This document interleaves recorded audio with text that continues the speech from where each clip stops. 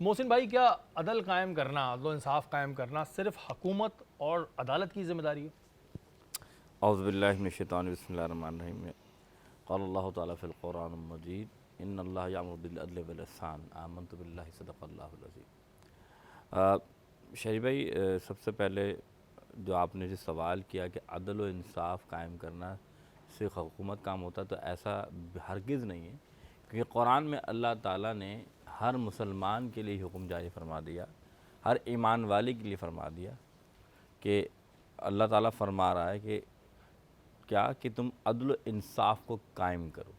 اب یہ نہیں فرمایا کہ اللہ نے کہ ایک حکومت جو ہے قاضی وقت قائم کرے، ٹھیک ہے، اس کی ذمہ داری اپنی جگہ، جو اس کی رسپانسبلٹیز ہیں۔ لیکن سب سے پہلے عدل کا حق کس کا ہے؟ آگے دیکھیں، اگر اللہ نے ہر ایک کو حاکم بنایا ہے، میں پھر آپ سے کہوں گا، انسان کو اپنے جسم کا حاکم بنایا ہے، تو آپ اپنے جسم کے ساتھ عدل کر لیں نا، سب سے پہلے اپنے ساتھ عدل کریں۔ مرد کو اپنے گھر کا حاکم بنایا ہے، اسی طرح علاقے کے جو رکھوالے ناظم کو اس کے علاقے کا حاکم بنایا ہے۔ تو جہاں جس کی استطاعت اور قوت ہے، وہ اپنے قوت کے لحاظ سے اس کا حاکم ہے، اس جگہ کا، اس لحاظ سے اس مقام کا۔ تو اس کا کام یہ ہے کہ وہ جب کسی بات کا فیصلہ کرے تو وہاں کیا کرے؟ عدل قائم کرے۔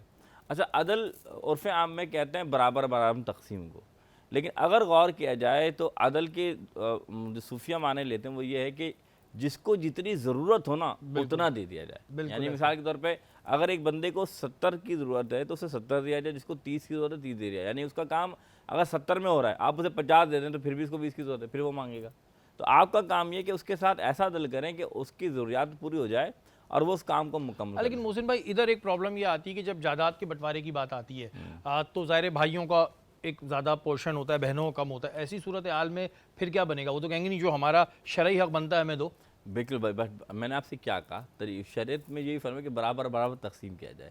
صوفیہ نے جو فرمایا ہے کہ اگر آپ کسی کی ضرورت کرتے تو اس وقت بھائی کو چاہیے جو اس کی بہن ہے، اگر اس کو زیادہ ضرورت ہے، آپ شریعت کے لحاظ پہ تقسیم کر دیں کہ آدھا بھائی کے ساتھ زیادہ ہے، بہن کا کم ہے، لیکن اس وقت میں پھر بھائی کو چاہیے کہ بہن کو ضرورت ہے تو اس کا ثواب ہے، ہاں، لیکن گناہ نہیں ہے۔ تو اس کا کیا کہ وہ اپنے حصے کا کچھ مال اس کو دے دے، کیونکہ اس کی ضرورت اس کی بہن کی تب پوری ہو رہی ہے۔ اگر وہ نہیں دے رہا، ثواب دے دے، اس کے نہیں کہہ رہا تو کوئی نہیں، لیکن اگر وہ دے دے تو اس کو اجر زیادہ ملے گا نا۔ یہ چیز میں نے اس وجہ کلیئر کر دی کہ لوگ کو ظاہر کنفیوز ہوتے ہیں، لیکن آپ کو شرعی طور پہ تو ٹھیک ہے، لیکن اصولاً کرنا یہ چاہیے کہ جس کو جتنی ضرورت ہے دے دیں۔ آپ کے پاس کون سی کمی ہو جائے گی؟ اللہ کے خزانے میں کمی تھوڑی، آپ دیں گے اس کا ڈبل ٹرپل آپ کو مل جائے گا۔